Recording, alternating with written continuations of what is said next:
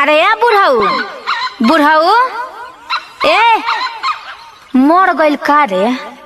ए बुढ़ऊ अरे का कहतरू।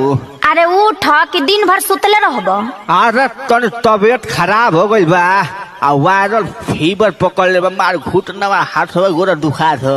तबियत खराब बता है। हाँ तो तबियत खराब बतल है हुर ल। अरे ऐसे काहे बोलतरू। अरे बोले के तन को तमीज नहीं खे। तू हमार तमीज मत देख। उठला तो तबियत खराब बतल है हुर ल। हे बाबू फिर बोललू। अरे कम से कम इज्जत से बतियाव। अरे काहे ना बोलब। दिन भर नटंकी क के तबियत खराब बा ये कह के सबके नचावत तारन। का बोलब ना।